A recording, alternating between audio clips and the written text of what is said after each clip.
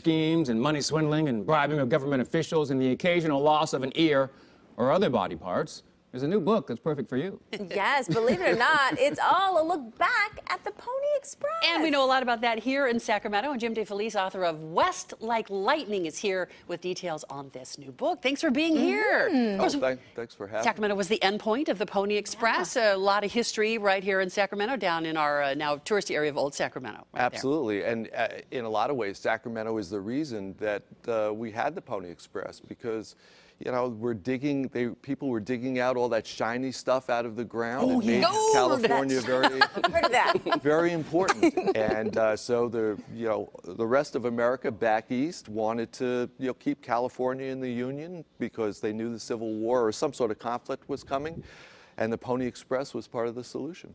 Wow. You talked about there's so much, such a wonderful country this is, and all the great spots. I can't imagine all the stuff that you learned while researching for this book. What are some of the nuggets that that maybe surprised you along the way? I mean, we learn about this stuff in our history books, but any thing that surprised you along the way? I think just seeing the beauty of this country, and I did. I went over the entire Pony Express route and got lost once or twice, but pretty much found my way. I just, every mile amazes you just to see how beautiful the country is. But one thing that was totally surprising, not only to me, but I think to other people, is that the Pony Express only lasted 18 months. Yeah. And and yet it's here. We're here more than 150 years later, and it's still kind of vital part of our history, and so many legends that are, they're to us today. Why do you think that is?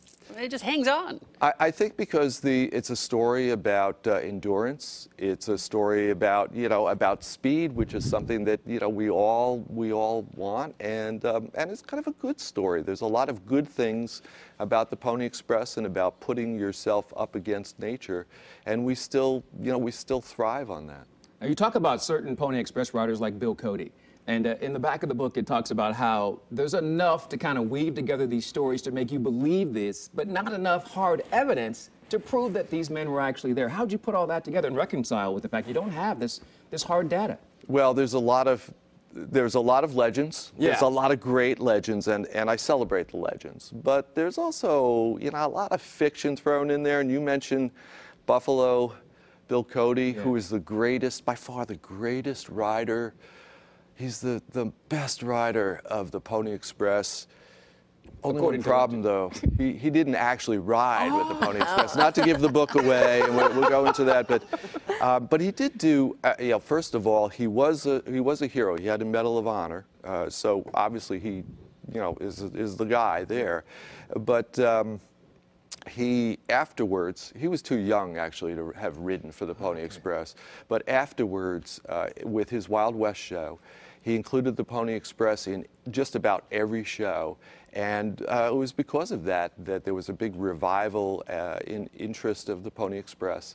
And he's one of the big reasons that we remember the Pony Express today. You were just looking at the B.F. Hastings building there in Old Sacramento, which is the end point here, or was the end point here, for that, which is now a museum. And people, are you going to have a book signing and giving a talk? So give us some details on that. Well, actually, I'm going to be at the Sacramento Library tonight, 6 o'clock. Hope to make some new friends and see some old friends there.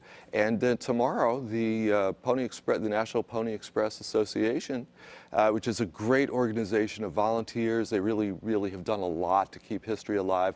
And they're going to be recreating the Pony Express ride. Always fun. Absolutely, down right across the street from that building. Ceremonies kick off at 2 o'clock. And I think the ponies will be taking off by 3 o'clock if I don't talk too long. Oh. Well, we need a movie about this. And if you recognize his name, you're like, why do I know that name? He co-wrote American Sniper that was made into a movie with Bradley Cooper. So we need to get something going about. Well, we're working on that. All right, Jim. Okay. You let us know. Well, I will. And he'll be at Barnes & Noble there in Folsom. That's coming up on Thursday, so 3 days.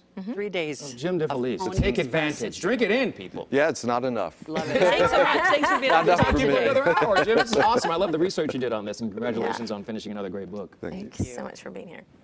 Time now is